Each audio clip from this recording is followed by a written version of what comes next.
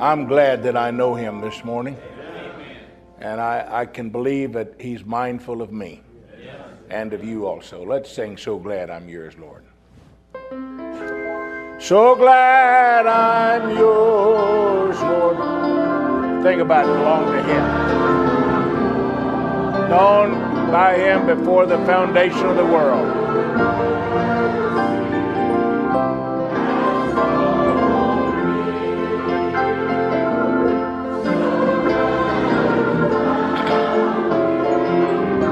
And set me free. So glad I'm yours, Lord. So glad I'm yours.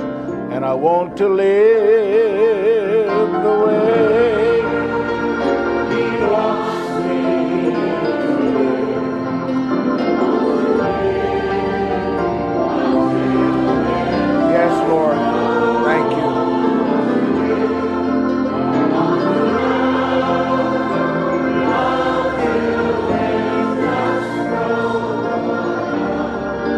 I could never, ever outlove the Lord. So make me more like you. Yes, Lord. May we be led by your Spirit. Give me a heart that's filled with love and make me more like you. Wouldn't that be wonderful if we all just yielded to him today and we were like him? That people, when they saw us, they wouldn't see us in our flesh, but they'd see Jesus Christ in our flesh. Amen. You may be seated. Would somebody turn the lights on over there, Johnny, so I can see those people's faces back there? I may want to see the whites of their eyes this morning. God bless you. Welcome. Thank you for coming today. You know, Brother Aaron always blesses me when he brings a prayer request. He's always got some testimony that probably most of us have heard before, but just to be reminded of it. He mentioned this morning the statement that the time I asked Brother Branham, why does God show you the vision of these animals? Now, you look at this and you don't find this on tape. If it is, well, I've never heard anybody else mention. So I would say it's something that I was privileged to exclusively have a conversation with Brother Branham. And therefore, you don't have to believe it. But I found it to be an encouragement to people.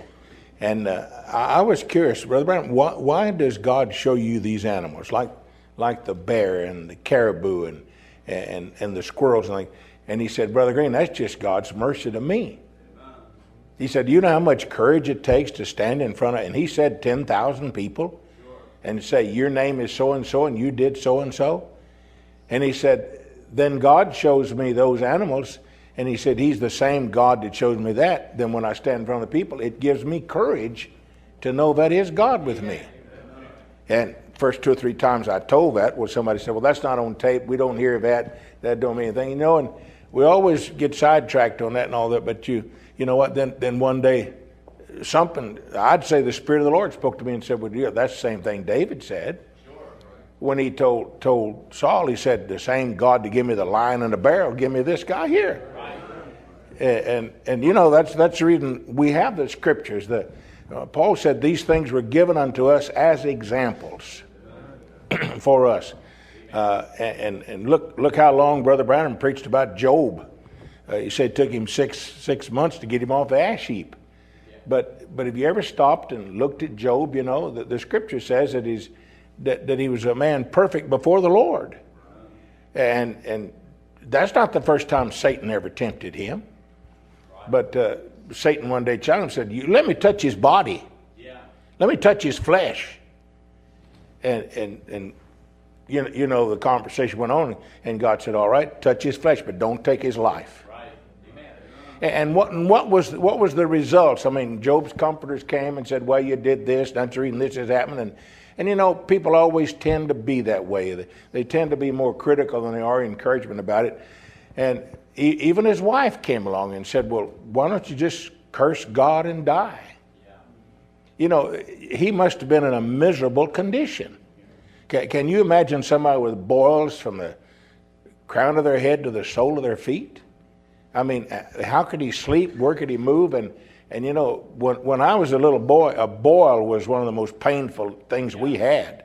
I mean, they'd swell up and get there, man. It hurt so bad, and they didn't have painkillers or anything, and they didn't know anything about lancing and everything. You had to wait till it just got so full of corruption and everything, and the painful there. And you know, sometimes even a little pimple can get to where it really hurts because of the pressure on the end of the nerves that go there. But nowadays we've got pain medication, and we know to sanitize a needle or a knife or something and let the pressure off of it, and then it's relieved like that. But well, back when I was a little boy, you don't have nobody touch a boil on you. I mean, it was just so painful and hurt so bad that they just, it was just one of those things. But, oh, now we've got so modern with it, you know, if you get one, you just go to the doctor and get it lanced, and that's it. But the truth is that, you know, we all get tried and tested and everything else, but when God comes along and touches the flesh, or when he allows the devil to, because God don't make anybody sick. Amen. All sickness is of the devil. Yes. Now, that's not included me. That's Brother Branham's tape. Yes. That's Brother Branham's word. And Satan cannot heal, so all healing is of God. Amen. Now, that's a matter of deducting the truth when Jesus said he can't heal because he's the beginning of it, and he don't cast out himself. Right. So, you know, we go through things in life and we think we got trials and tests, but when he comes down and it touches our own flesh, what was the revelation that Job finally come up with? Though God slay me, yes, yet I'll trust him. Amen. And in this flesh shall I see God. You know, and us talking about the resurrection, that's the ultimate in it. I mean, Satan can destroy this flesh. Jesus even said one time, he said, fear not the devil, but fear God. Satan can only touch the flesh, but fear God, who can destroy both soul and body in hell. So where should our confidence be today? And if God did this for this person, that's reading the testimonies are always so good. To hear this person, I think of Sister Peterman's little great-great-grandson. I read that in the announcement on the Tucson Tabernacle email, and I thought how happy she must be. But how many times has God healed that great-great-grandmother? Yeah. And that become an inherent faith in that family that, you know, even though probably the parents or her grandkids, they don't serve the Lord, but I'll tell you what, every one of them knows that God is real. Yes. Why? Because God's done these things for us. And blessed be the name of the Lord. My daughter Karen, she didn't go to church today, but when that heater exploded in her house about an hour ago, and if she hadn't have been home, and the kitchen and the bathroom would have caught on flames in another 5 minutes, but she was upstairs and she heard it went down. Here's the fire leaping out of the heater. She called me and said, "Daddy, thank the Lord we were home today. Or we'd be out in the cold today for a place to stay." You see, you may get away from it, but it don't leave you. You know we're in that Almighty God has stood there. And I, Brother David, I can't see, but is that John Imperioli sitting with you? Huh? Well, I don't, oh, y'all always do that. Here he is, you know, that don't mean a thing to me. Up here, I just can't see. But John, where are you this morning? John Imperioli. Oh, is that him sitting right there? Behind Brother Rob. Stand up, son. You're short anyway. God bless you, John. Welcome this morning. And I saw Sister Rosalie Gustavus in here this morning. She's down front where a believer ought to be. And she got Benji with her this morning, too. So we welcome you in the house of the Lord this morning, and thank God for all of you being here today. Got a call from Mexico City before I came early this morning. The phone was ringing. I answered it, and I really couldn't communicate with the brother. So it's something Brother Robert came in to do. They want us to come down there. They're going to have a ministers meeting in Mexico City. When is it, Robert? The 12th, 14th, or something this month. Have about 200 pastors from all over Mexico, and I told Robert I didn't know whether I'd be able to make it or not, and I said, why don't you take somebody and go? And he said, no, Brother Green, they want to see you. Well, I'm complimented with that, but others have got the testimony. It's not that, but I recognize there is a testimony. Why? Because they have confidence that I had witnessed and experienced these things before that. But God's good to us, isn't he? And there's so much to do and be done and everything. And another thing I wanted to mention this morning, Gary Vogel, are you here? I cannot stand up. You've gotten so thin. Turn around, Gary. Let me see it. God bless you. Is that your shirt flapping on you like that? Oh, my. Gary, whatever's happened, son, God bless you. I know you got to feel better. Renee told me this week that you wasn't even having to take the insulin like you were. And just thank the Lord for that. We prayed for you, and I know Annette rode you like Janice does me and everything else about this, that, and the other. And finally, you get determined that maybe our wives are not all that stupid, And but then we know who the healer is, Gary. I'm glad to see you feeling better. And that makes me feel good that you can come and be in service like I know you want to be too.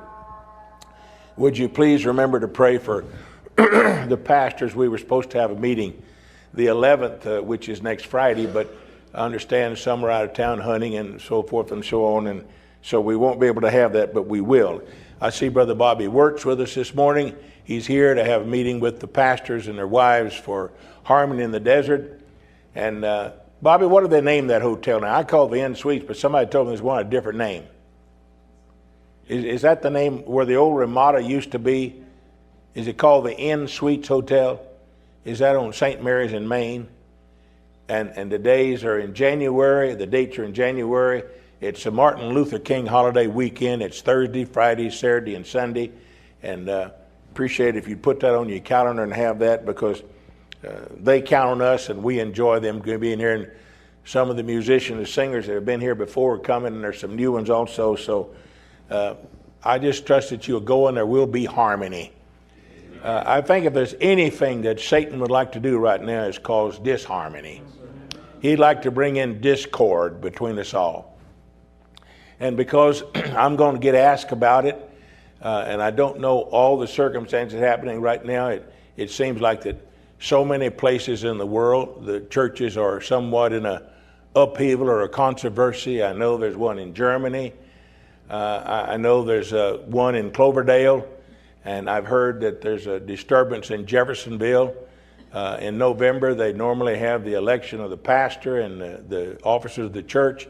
And this year, Brother Collins made an announcement that they wouldn't have an election. And Brother Billy Paul and Brother Joseph Branham resigned as trustees of Branham Tabernacle. Now, I do not know the details. I've told you everything I know, except that, it doesn't matter how it is. Brother Branham says there's always that little bit of a rub. And when there's differences or controversy, and somebody says, well, why did they do this? Why did they do that? Well, if you don't know, you shouldn't say. We shouldn't do any surmising about it. But what we should do is pray for those brothers there now. We're going to spend eternity together, aren't we? And so you may differ with somebody. There may be something there, but I don't understand. I don't know all the details. But I did hear that from about 3 different sources, and I never inquired. I never asked for details. But I had been asked by some of you folks that had heard, and I just want to say it from the pulpit so all of you know. Because listen, some people say, well, don't say anything about that. Well, listen, to me, there are no secrets in this bride. That's right. It's when somebody gets to where they think they know something and somebody else don't know. I think when they become to get Nicolaitanism and denominationalism in it. But every believer, we're all part of this. We're all part of this body. Some may feel like you're the head or something, and this you may think this down here is the little toe or the little finger, but that right there is just as important as the head or the heart or whatever it is, because there's no part of this body do you want to get rid of. Amen. Even if you skin it, you want that skin to grow back. Amen. Because it's a very painful thing if it's exposed there. Now, the following is an excerpt from this evening's service correcting the statement you just heard. All right. While Brother John's getting that song, let me apologize for my ignorance and my brashness this morning. When I made the announcement about Jeffersonville, I had been told that Brother Billy Paul resigned also, but I was corrected this afternoon, and I have felt bad about that all day long. I don't think Brother Billy was even a trustee, but the person who gave me the information told me that he came from a witness that was sitting on the front row, and they said that's what it said, and I quizzed it, but I've corrected that now. But Sister Wirtz was there, and that just didn't happen. It was Brother Joseph that wrote a letter of resignation back in the early part of November, and it was read. It was Brother Joseph that resigned, not Brother Billy Paul. So I don't know what to do unless I just check everything on is it true on the internet. But you see, we think so many times we got things right, and we want to have them right, but we can be so wrong. And you know, it really doesn't matter, but I just don't like to make errors like that and mistakes like that. So please forgive me, and I'll apologize to Brother Billy Paul as soon as I can talk to him. So. And now, back to the morning service. I have an announcement to make to you folks this morning, and some information that you need to know, and I know that when I make it, there's going to be people exaggerated, it's going to be blown out of context and all. But about September the 9th, about 90 days ago, I had a pimple come up on my ear right here. And I've got some salve at home I put on when the little infections come on my face or my back or something. And it turned into a blood blister. That's what it looked like, about the size of the end of my little finger. And I made the trip to Israel. In fact, I went to see Dr. Rogers, my primary physician, 2 days before I went, because I needed to get a refill on all my medications to take with me on the trip. And he saw that, and when he saw it, he said, "Did I do that?" And I said, "No, sir, you didn't." I said, "What makes you think you did?" He said, "Well, I know that I took some off of your back or something." He said, "I thought maybe I burned you when I froze it or something." I said, "No, sir, you didn't touch that one." And he asked me how long I'd been there, and I said about a week. And so I went on to Israel, and when I was in Israel, it ruptured and bled, and I'm walking in the Jewish quarter one day, and sightseeing there, and a man walked up and said, "Sir, do you know you're bleeding?" And blood was running down the side of my head, from down to my shirt. And I said, "No, and I got a Kleenex and cleaned it up, and Janet was there, and I got her to help me with it and so forth. And then I started putting a little Band-Aid over it and so forth. And when I came home, well, by the time I got home, the thing had got to where it had a scab on it. And I kept putting the salve and the ointment on it. It was something the doctor had given me one time years ago for one I had on my back. And I continued to put it on there, and it didn't hurt or anything. And it would, the scab would come off of it, and then it would scab over again. And when it didn't heal up, I called and made an appointment to go see Dr. Rogers, my primary physician. And when I couldn't see him, so I went to see Fred, his assistant, that helps him, a medical assistant. He's a doctor, but some reason or another, he's not regular, but he's on their staff anyway. And when Fred saw it, he said it was a basal cell tumor. And they recommended I go see a dermatologist. So they made an appointment, got approval with Humana Insurance Company, and I went in about 4 days. And when I went in there, this was a nice lady from a new doctor in town. She's from California, and she had just joined this practice over on Campbell Avenue, on Alvernot it is. And I went in, and she saw it, and I've had a birthmark right here ever since I can remember. And she looked at it, and she looked at this one, and she said, "Well, I need to take those off and get a biopsy." So she did. And in about 3 days, she called me last week and wanted me to come in the next morning. Sounded like there was an urgency in her voice. And Jeff, you saw those things on my ear when you cut my hair. You and I talked about it then. I don't know if I told what I told you, because then I didn't know until this week. But when I went back in to see her, well, she had the biopsy report, and the one on my ear is melanoma. And, of course, there's no way that she could tell she had gotten it all, and they got a way that they judged the size of it and the depth of it, and they said I was in stage 4, and stage 5 is the highest. And it showed from the size of it and the depth that they needed to remove the skin in 3 centimeter area. Well, to do that, they got to take part of this ear off. And that's what they want to do. And if and when they do that, they put a nuclear medicine in there that follows the drainage channel from wherever the abrasion is down to the lymph nodes, and they felt all around here to see if I had any hard spots or anything like that. And they said that if it has moved any, well, then it will show up where that nuclear medicine goes there. It will, if it finds a lymph node where it is, it lights it up. And a little Geiger counter about the size of a fountain pen begins to go off, and then they know, and they remove that one and do a biopsy examination on it. And some of you people know more about this than I do. I'm learning about this. But then they trace those lymph nodes down to where they feel it's toxic. But here's the thing I didn't know about melanoma. It's the most rapidly spreading cancer. It's the most dangerous one you can have. Now, what happens is those things move, and they go to the brain, the blood, the bladder, the other parts of the skin, and the liver. And whenever the dermatologist talking to me, I could tell there was a sense of urgency in her voice. And she had already made an appointment with a Dr. Warnicki over at the Cancer Center for the University Medical Center. And the earliest she could get me in was 5 days later. Well, I told her, I said, well, I'll tell you what, before I agree to anything like that, I want to talk to Dr. Rogers, my primary physician. He and I are friends.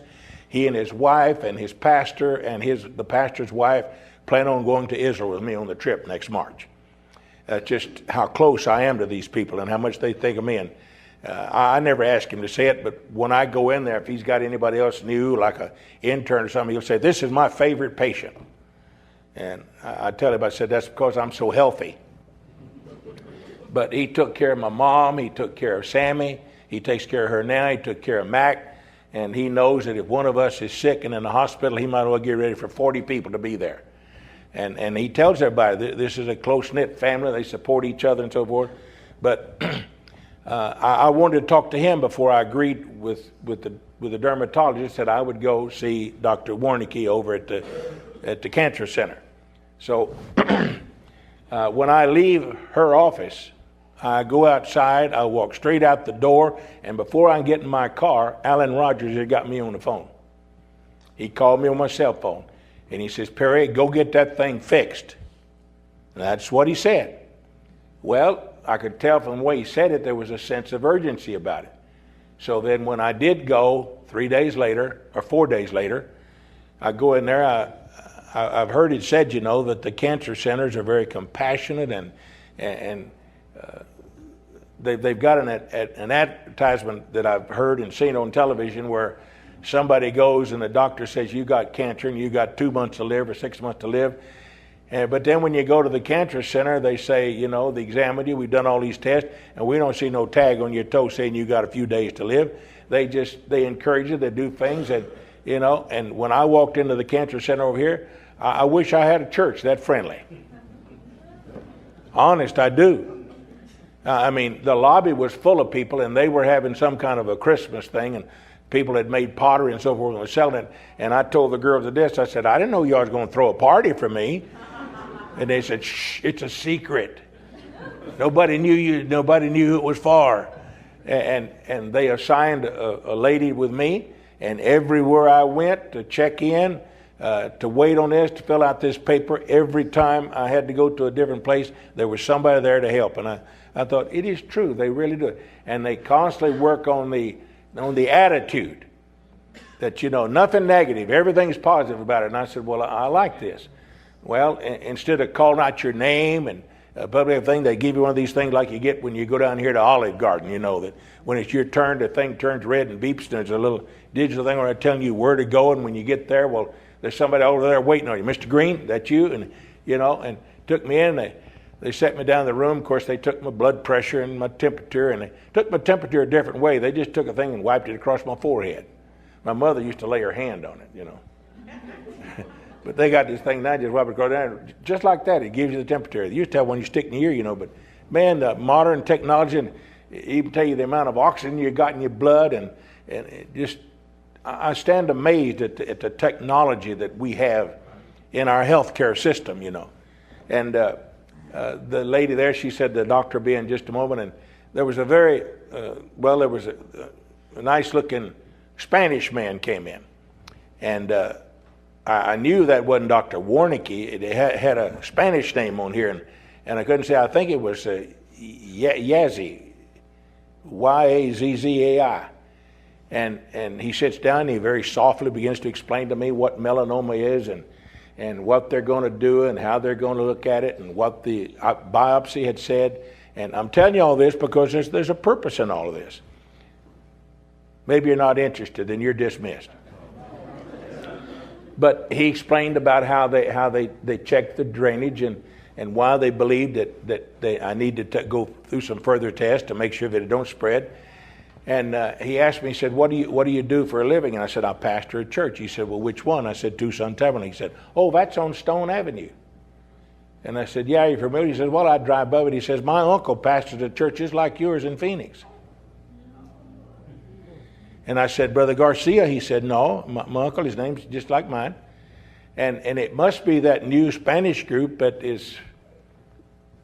Brother Martin Rojas and them been going to, because I didn't know him, but he said, my uncle knows you very well. And I said, well, then you know what I believe. He said, yeah, the great physician. Amen. I said, I sure do. I said, I appreciate the help you guys can give me, but I'm depending on the great physician. And he said, well, the boss will be in a little while. So he left and he came back with him. And Dr. Warnke, he's a little bitty short man. Dr. Rogers had told me he was a bike rider. So I looked for somebody thin and small. And I asked him right away if he knew my friend Steve Kosachik from the University of Arizona, because Steve's a bike rider.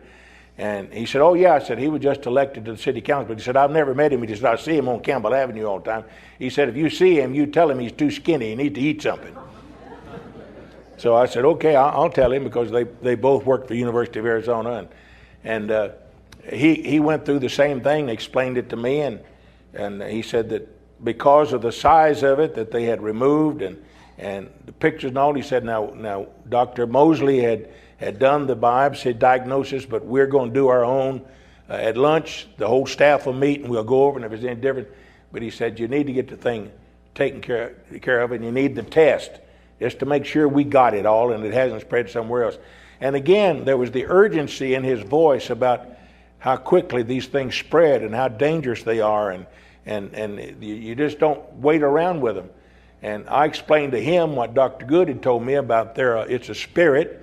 And it's a spirit that wants to take your life. And he said, that's right. And he said, if it's still there, it'll kill you. Yeah.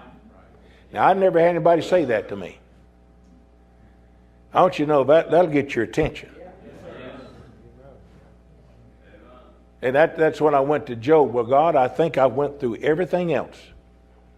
I've been criticized. I've been falsely accused. I've been jailed. I've been arrested. I've been stolen from, I've been abused, I've been talked about, I've been held in contempt,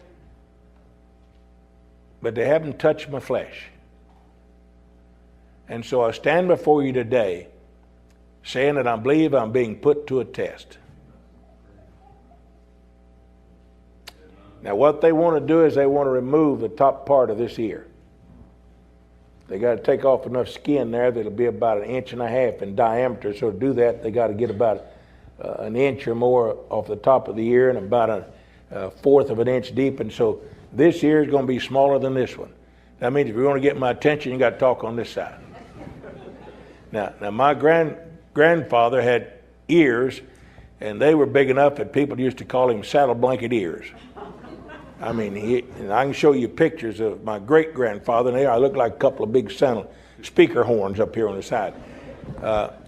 They asked me if there had been any melanoma in my family. Well, my daughter Karen has had 2, one on her back and one on her arm. Really, I didn't know that. She and Johnny were married then, and when I called Karen and asked her about it, well, she told me the urgency they did. She was working one day, and Dr. Comstock's wife, who is the dermatologist, called and wanted her to come in right then. She said, I can't. I got a room full of customers and patients here. Well, you need to come in. So when she told Karen, well, Karen closed her part of the operation and went down there, and she got about a 4-inch scar on her back and about a 3-inch scar right here where they removed the skin around it. Well, I have great confidence in my wife, and we've researched this on the internet and looked at it, and there's testimonies of that, and I've heard of people being healed, and I believe that the Lord our God is my healer. Amen. Now, I think I'm going to submit to the further testing. Now, what they'll do and how they'll do it is supposed to be done 11 o'clock Wednesday morning over at the University Medical Center. But I'm going to ask you to pray for me. I mean, anybody stand up and say, well, it's okay. I told Sister Rosalie this morning, she was talking about me coming to the Indians. I told her that right now I'm battling a health issue. And she said, well, I'm going to pray for you. And she said, I'm healed. Well, I believe the same thing. But anybody that said that we believe it, but at the same time, because we are knowledgeable as we are and we wonder about these things, and Brother Branham does say, if you go to the doctor, do what the doctor says. But I know that God is my healer. I know that he was able to take Brother Larry, his ankle bones, and put them back together just like that. But the doctor told Larry to stay off of it, and he stayed off of it, and it's healed. But it had been healed from before the foundation of the world. So it has made me do my thought process in a little different way.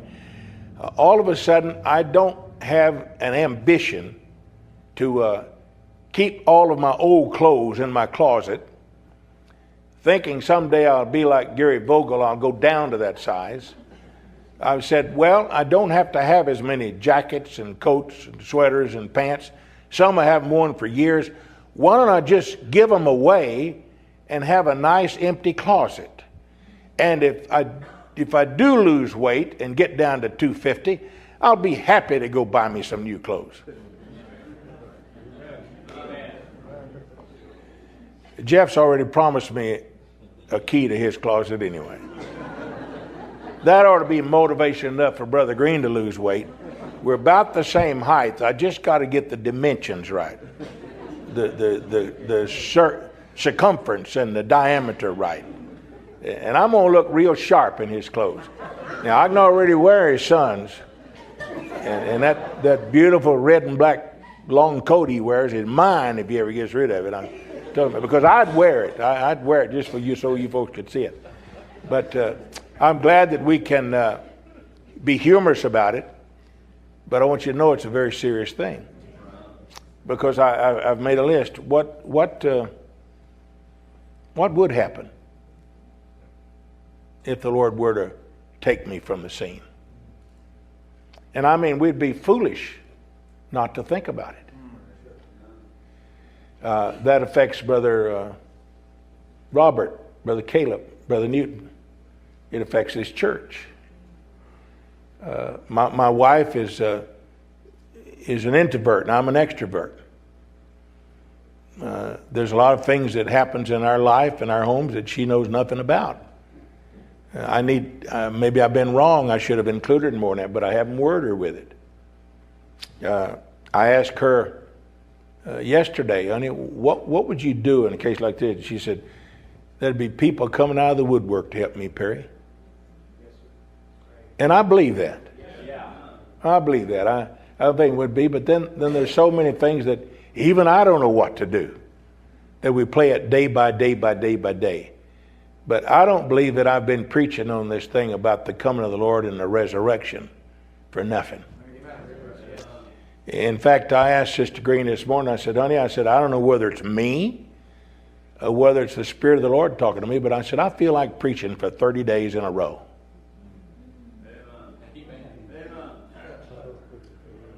But I know well enough that you're not going to get people to come to church that often.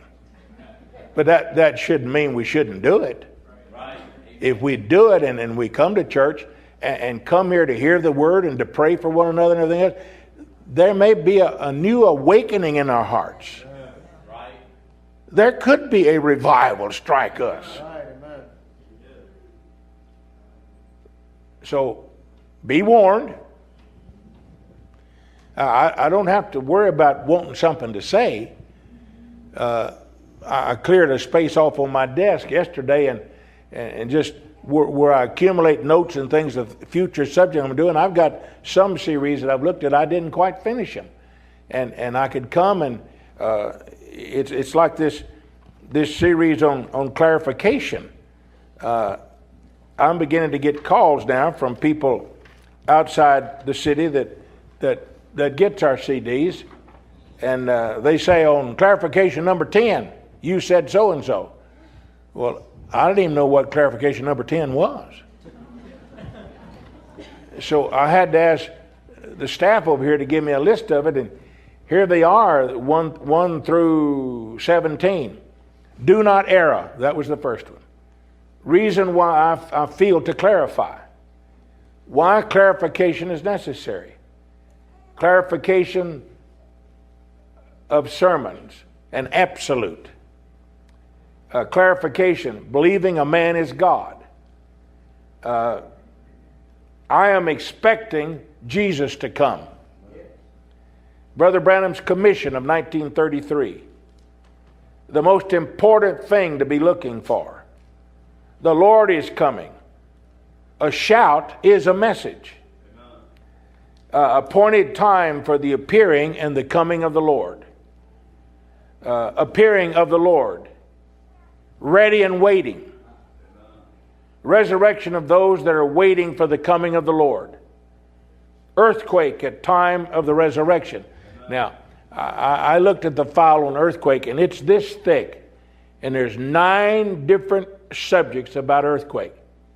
There's about the one that happened in the book of Acts when he was crucified. There's going to be the last one. There's the Los Angeles. And all of these are quotes that Brother Branham did, going back all the way where Brother Branham talks about the earthquake in India, where he talks about the ones in Africa. And I think that the more we hear these things, the more familiar we become, and the more the faith takes and grows in our heart. Yes. It doesn't just happen like that to so many people, like a bolt of lightning. But the more you hear this and put it together, it becomes a part of you, and you become a part of it. Amen. And the first thing you know, you don't even have to think about it. That's what you believe. Right. Yes. That's growing in the grace of the Lord. Right.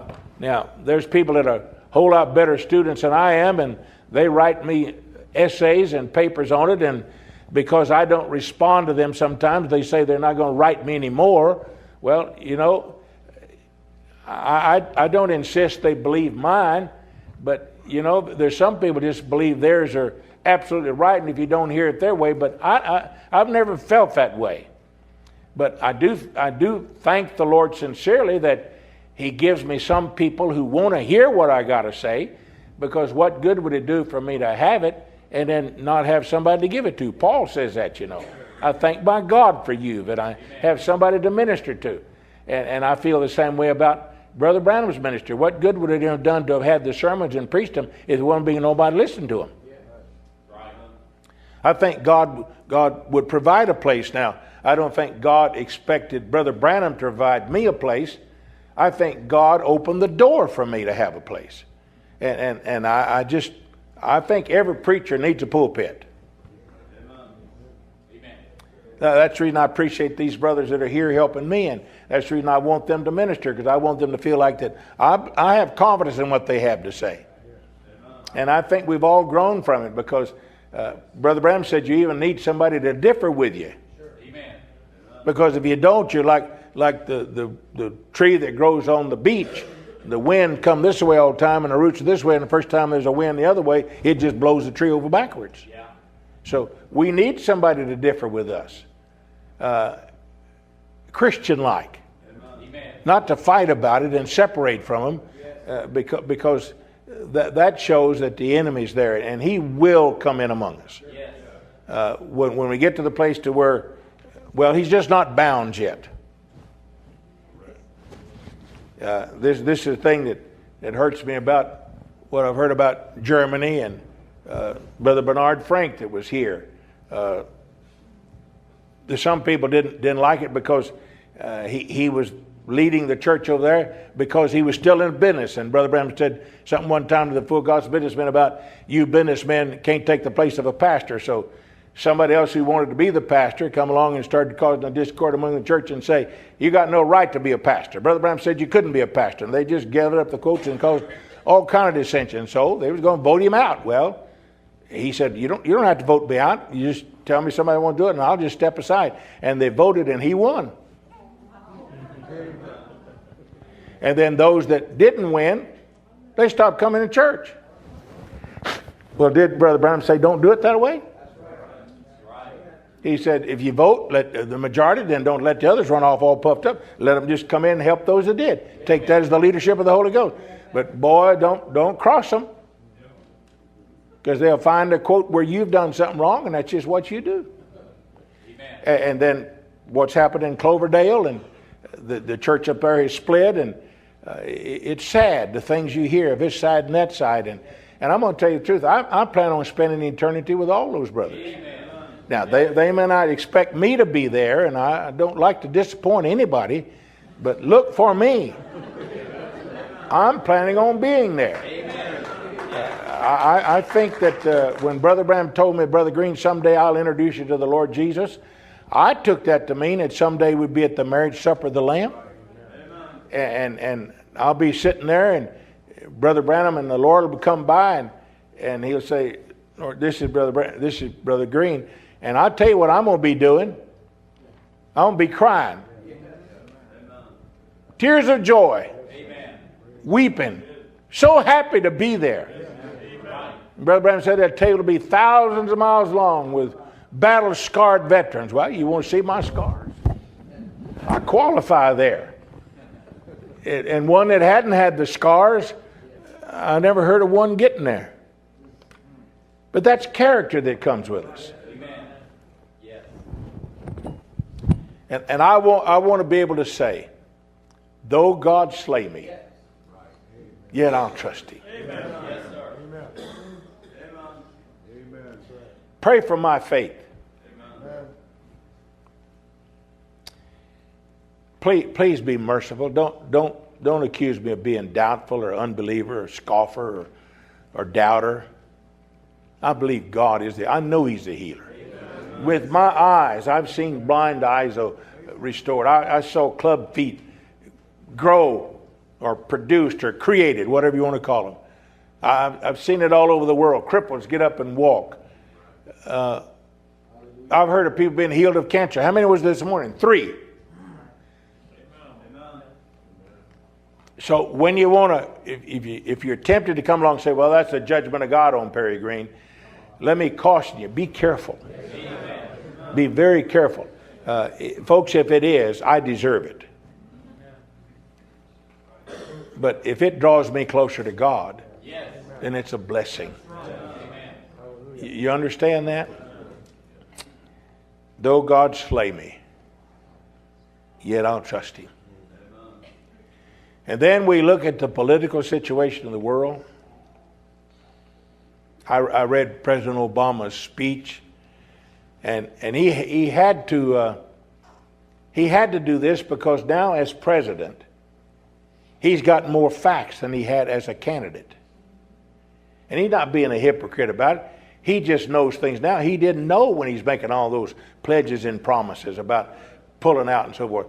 But then when he sees it and what love and patriotism he does feel, and he wants to do it, then those that's on the left or those that are liberal, that they're against him now, he had to do something to satisfy them.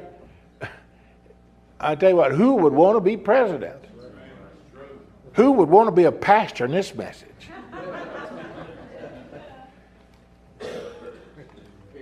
I think you'd have to be called to it. It's not it's like one time some brothers were talking to me about the salary that I should be getting as pastor at Tucson Tabernacle, and because I don't take a salary, I don't have to. Some people says I'm wrong on that, but you know what? You're not in my place. I thank God that he's given me a piece of property that up until March of this year I had at least for $2,400 a month, and Sister Green don't spend that much. And so I didn't have to draw a salary. But they said, you should draw a salary out. And I just said, well, how much? And one said, well, about $75,000 a year for a church this size. And I stood up behind my desk in that office over there to the brothers there. And I said, I wouldn't pastor this church for $75,000 a year. There's an easier way to make a living. It don't take that much for Sister Green now to live. And I thank God for what he's provided for us and done. And when I came here, I said, I just want a place where I can live and raise my family and conduct my business and serve God and serve you people. And I thank God for what he's allowed us to do. Amen. And I'll be 77 years old the next time you folks celebrate my birthday with me. So I'm not a kid. The skin, the organs, all that other gets old. But, you know, I did think it was rather strange. About the time I start preaching to you that Sister Green and I are going to start getting younger, they started telling me I'm old. I still believe that we're going to turn young. Yes, amen. I know that we are. I got a promise to be 18, 20, 21 years old. So why should I start believing it any other way? Is that going to happen just instantly, suddenly? But I can read you the quote this morning. Brother Branham said, one thing I want you to know. In fact, let me read you that one right now. It's a good one to put in here right now. Brother Branham says, let me assure you of this. It's the sixth seal. The tape is 63, 323, and I think it's paragraph 66, Chris. It don't have a number. See there, I told you I was scatterbrained this morning. No, it's not. You don't have it on there, Chris. The sixth seal, the tape is 63, 323, paragraph 66. It reads like this. And if you would place it and want to give this word. Now, I don't want you to ask me the question on this because you get me plumb over on another subject. I mean, in writing your questions. I think the question is done in anyhow. This is the time of the investigation judgment. Yes. That's right. Now we'll get that on the trumpets when we come to that. Whenever the Lord provides, or the vials, and we'll find out on that investigating judgment. When just before the woes went forth, and we see that this is true, and the three angels that struck the earth crying, woe, woe, woe, unto the inhabitants of the earth. On the next paragraph, and we're living in a terrific time. The time that you see these things that we're in now, that we're studying right now, is after the church is done gone. Yeah. See, these things are the tribulation period. And I think it ought to be truly settled in every believer's heart that this church never takes the tribulation period. Amen. Right. That's right. So folks, there's a lot of terrible things coming upon this earth. But did somebody turn me off? Well, I sure miss Jordan.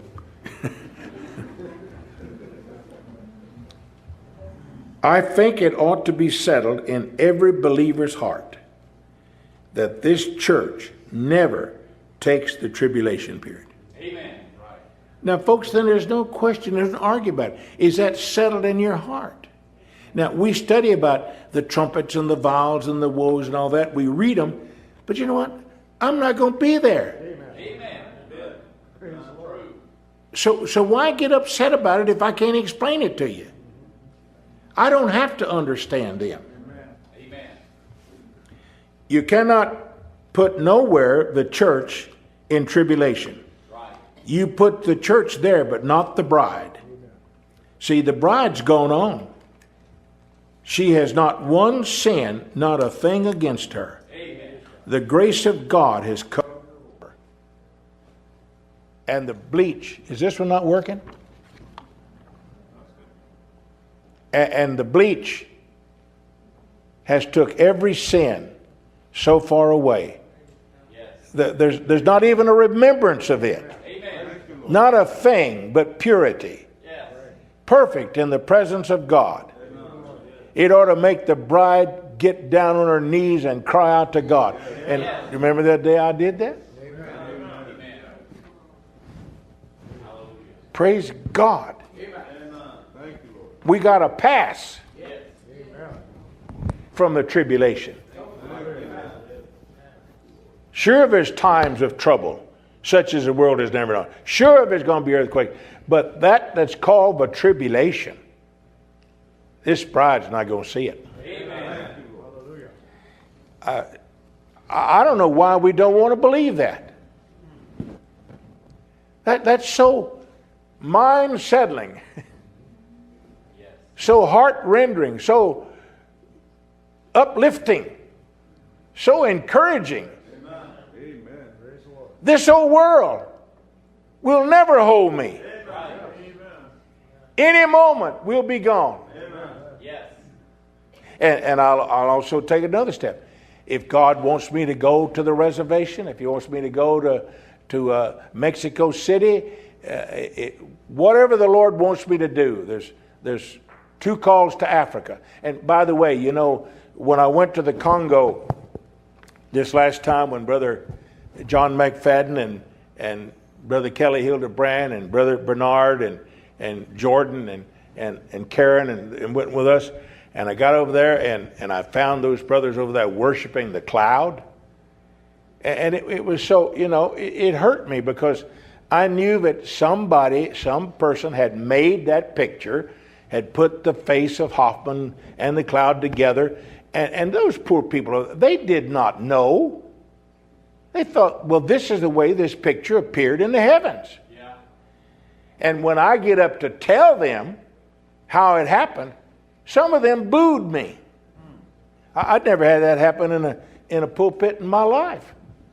And I saw, but it wasn't. And I found out that Brother Dioka, he got up after me and said in French. I didn't know it until somebody told me. But he said, now, we know. And then he said what he felt about the coming of the Lord. And I've talked to him since then. And he heard me the first time I brought this clarification. And it's all over the world that Brother Green doesn't believe the 7th seal.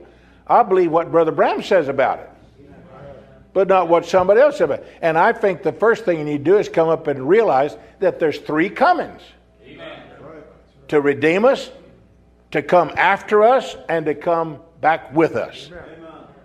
And you can't put the 3rd before the 2nd, and he won't come back to this earth in a corporal body until he comes back with his saints. Amen. And if everybody understands, then you could understand Brother Branham's statements. But knowing the facts about the cloud and Brother Branham being in Houston and the picture being man-made. I told somebody yesterday that is an authority in this message and everything, and they did not know that about the picture being decoupaged. They did not know it because they mentioned to me about, well, look at that photograph. I said, what photograph? And I'll tell you what, I appreciate God did something that I had no idea until the last time I was in Jeffersonville, and I was able to go inside the tabernacle because they're having a baptism service, and I walked back there, and there behind the glass on the bulletin board is the 11 by 14 picture that I gave Brother Branham that was made by Shirley Abbott Studio in Beaumont, Texas, and that's the one Brother Branham looked at, and the pixels show, you can see an outline where there's the shadow of the eyes, the nose, and the mouth that Brother Branham did, and he gave me that photograph, and Uncle Doc and I put it in that bulletin board, and it's been locked in that case ever since then, so nobody can say we changed or did anything. Amen. But then when you see what others have done to take a picture of Hoffman and the picture of the cloud and lay them over each other and then photograph it and then tell everybody, here's the way the cloud came, it's not true. And I'm going to tell you something, folks, there's something wrong somewhere that somebody can get a revelation. That's not a revelation. That's false doctrine. Now, the reason I mention that is because, you know, there's many churches in the Congo. Many. I understand there's about 9,000 pastors or ministers. There's about 480,000 believers. There's about 6,000 different congregations. A lot of those congregations have 10, 15, 20,000 people in them. They would have to. There are some of them that are very poor, that live off in the jungle in the eastern section of the country. There's others that are larger, they live in the cities. And there's Brazzaville on one side of the river, and there's Kinshasa on the other. And there are some brothers that pastor some 10, 15,000 member churches that they don't believe that way. And there's some of those brothers that do not believe as the others believe about the cloud and the picture that are coming here to spend 2 months. They should be here next week. John, it's those people who called you. And I really didn't know who they were until I got the word while they were coming and so forth. And one of them has a brother that lives in Phoenix, and he was coming to see his brother, and he wants to come here. And these brothers want to come here and see the sights and be exposed to the message, what they call a balanced way. Amen. You see, I can't go over there and explain to these people, you're wrong, this is an error. I plan to spend eternity with those people. Amen. But I'd rather be right in my spirit and wrong in my doctrine than right in my doctrine and wrong in my spirit. And when you will not listen to somebody else's opinion, then there's something wrong somewhere. And as Brother John McFadden spoke, and I was speaking 2 weeks ago, Brother John says that he found, and I found this same thing too, that Brother Branham said, when you take what you believe, you don't just put a period and say, that's it, period.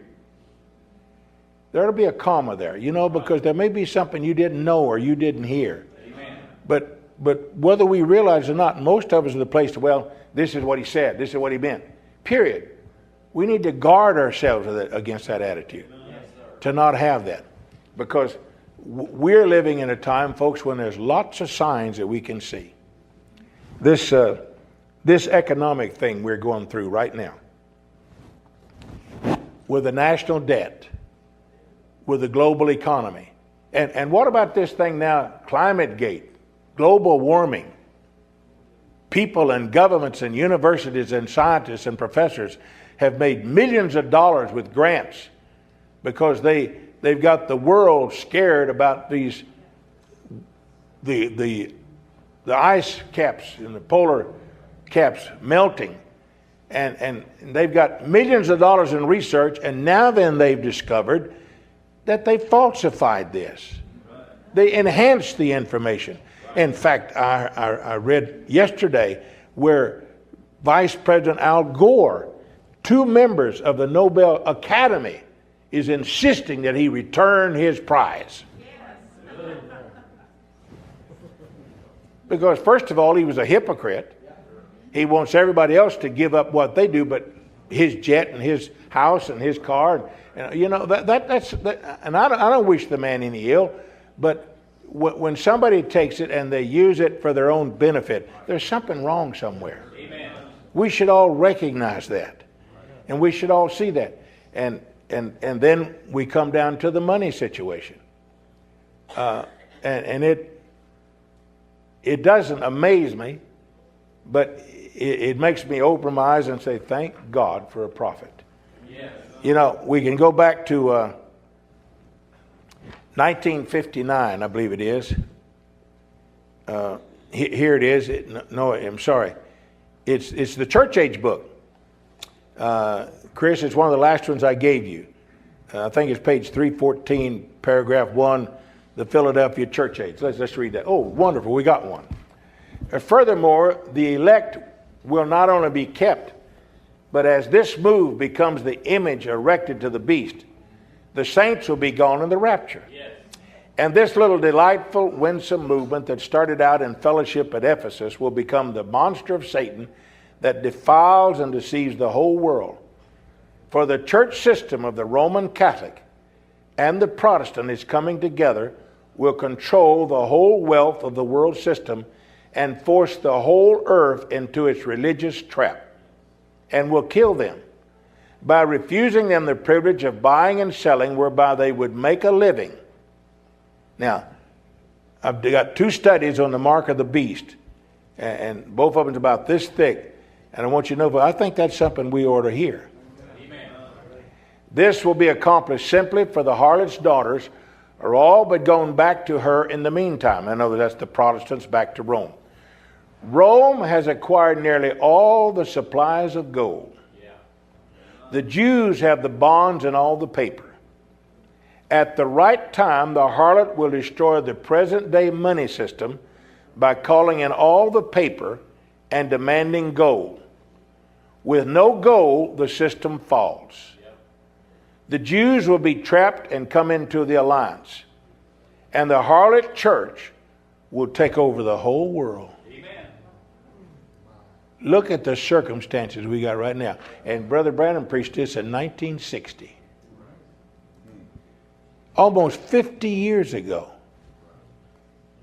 A Kentuckian with only a 7th grade education talked about the economics of the world and how simple it would be for one to come in. And I don't know, has anybody offered to sell you any gold? Look at the price of gold. Higher than it's ever been.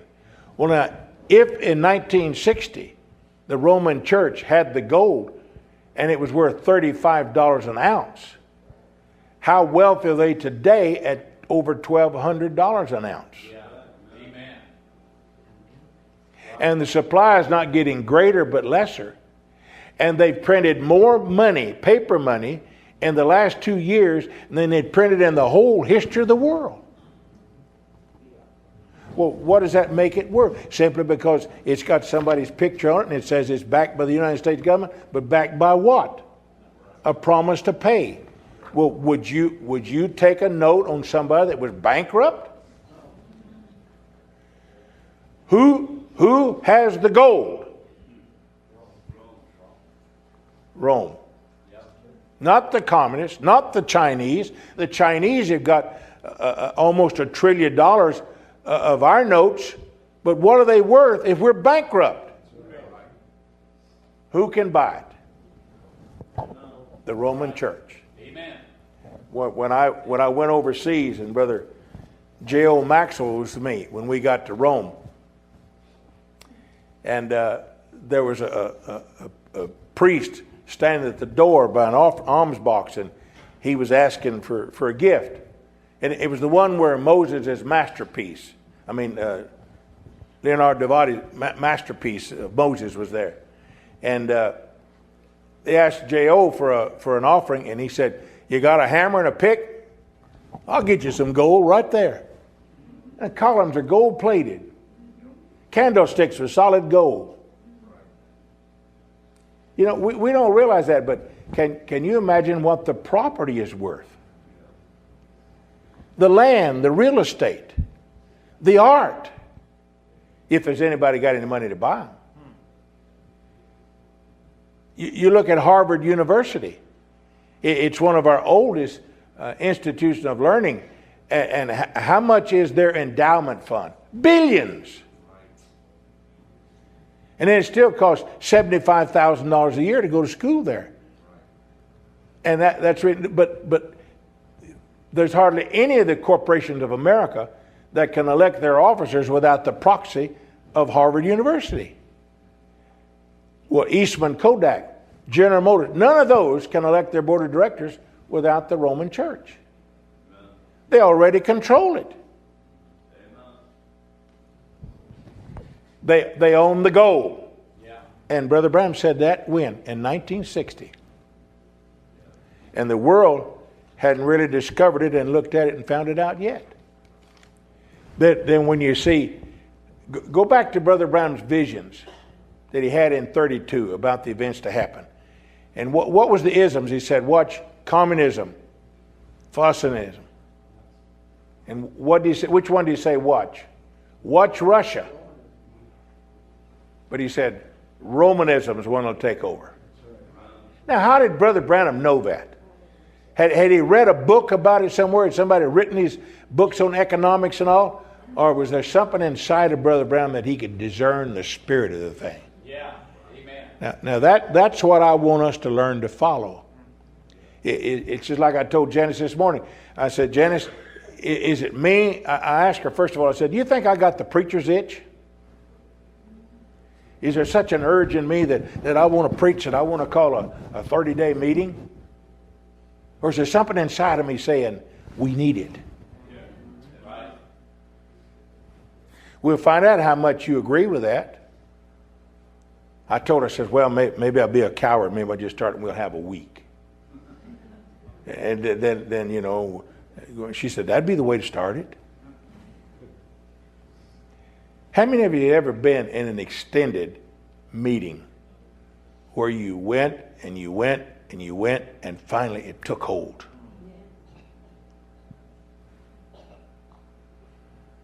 Our Lord is coming.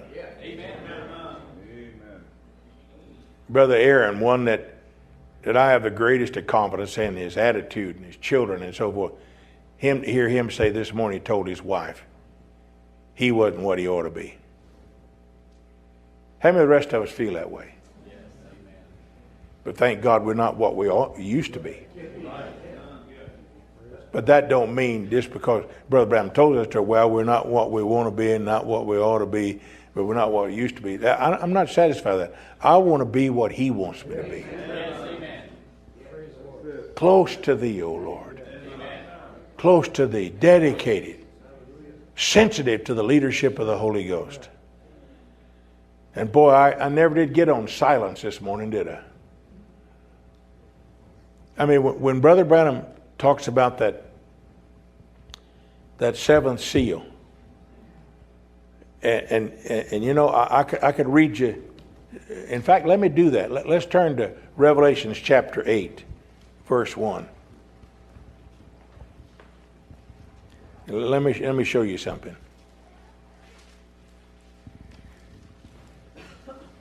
Chris, I think I gave you that one. Revelation chapter 8, verse 1. And when it opened the seventh seal, there was silence in heaven about the space of half an hour.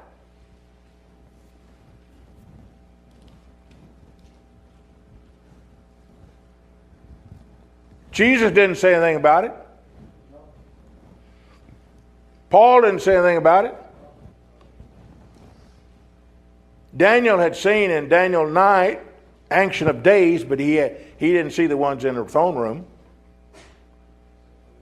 But 2,500 years later, when John the Revelator saw it, they were all full. But here, when the seventh seal is opened, nobody says anything. So where do we get all of this we talk about? I mentioned to that precious brother yesterday about the picture of the cloud in the back of the seal book, where it makes a statement. And it says that this is a picture of the cloud that Brother Branham repeatedly referred to during these sermons. Well, I think I've heard the seven seals of the breach and God in simplicity and the questions and answers, and I don't hear Brother Branham mention the cloud one time. And when I said that to brother, he said, oh, but he said other things. I said, no, brother, it says that he mentioned it repeatedly. Right. The truth is, Brother Branham had not even seen that cloud. When he preached the seals, he wasn't aware of the existence of that cloud in the heavens. Right. Or the appearance of it. Now, that's facts. Oh, but he had to. No, that's not what he... In the seventh seal, he said, don't do that. Right. Amen. You'd say, well, look, we got enough controversy. Why do you have to bring that one up? Because that's the truth. Yes. Right. We've taken a timeline on what Brother Branham said about it, but the truth is, Brother Branham said that was all that was said about it. And if you listen and read the seventh seal, the sermons, both sections of it, he'll go back and tell you that Jesus got up to this point and he quit. He didn't say anything else. He said, Paul did this, didn't say anything else. John saw it, didn't say anything else. And when Brother Branham got to it, he said, I feel to quit. He said he showed me 1, 2, 3, 4, 5, but he didn't show me 7. That's all I'm saying. And if somebody knows 7, where did you get it? You didn't get it out of the Bible. I just read you everything the Bible said about it. The truth, and I tried to explain it last Sunday. Brother Branham said, let the women keep silent in the church. It meant hold your peace. Right. And hold your peace didn't mean tell everybody what you know about it or what you think about it. I've noticed as I've studied this that Brother Branham came along where he constantly says about one stone not being left on top of another. Or let he that's filthy be filthy still. Let him that be. And every time there's a sense of finality. Yes, sir. This is the last thing. After that, there's nothing else. Right. You can't make anything else. Time has even ceased. It's over with. Amen. Brother Branham described it as awe. It was so awesome that people just stood in awe. He said, but I'm going to tell you why I think it is.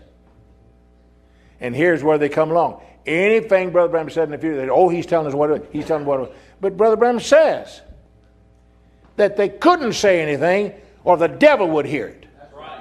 Amen. And if Satan got a hold of it, he'd blab it. And then when you start talking about that, Brother Branham said the same thing about his tent vision and about his third pull. And among us, how much controversy there is about the tent vision. It means this, it did this is interpretation. Here's the third pull, it means this, it means that. And if we just be silent and let God interpret it, Yes, sir. instead of somebody teaching it to you, Amen. we wouldn't have a controversy. Brother Branham solved it like this. He's coming on a white cloud. He's coming on a white horse. The truth is, he's coming. Yes. Right. That'll be it. Amen. I believe the Lord's coming. Yes. I believe there's going to be a change in us. Amen. I believe there's going to be a resurrection. And when we begin to see our loved ones walk around, it is going to make a difference. Just like when that nurse looked at me and she said, Mr. Green, if you leave that on you, it'll kill you. Yeah. What? You said that? Yeah.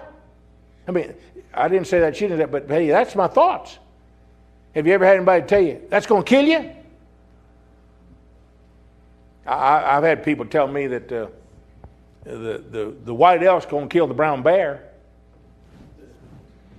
They got a revelation. They're the white elk, and I'm the brown bear. And then they write you death threats. You know what? For some reason, no, they didn't spook me. Because I don't think anything can touch me. Right. Not even cancer. Praise God. Until God is finished with me. Yes. Glory to God. And then if he doesn't have anything else for me to do and he doesn't want me here, why would I want to stay? That's right. Amen. Though God slay me, yet I'll trust him. Amen. I shall then come forth as gold. And I know that he still liveth, Amen. for I feel him in my soul. Amen. Praise the Lord. When I have looked all around me, and his face I cannot see, then I know that through the lattice he beholdeth even me. Yes. Though God slay me, yet I'll trust him. I shall then come forth as gold. And I know that he still liveth, for I feel him in my soul. You know, I believe that there are some people that they're going to have an expression and a feeling of joy when they hear that there's a possibility Pearry Green might die.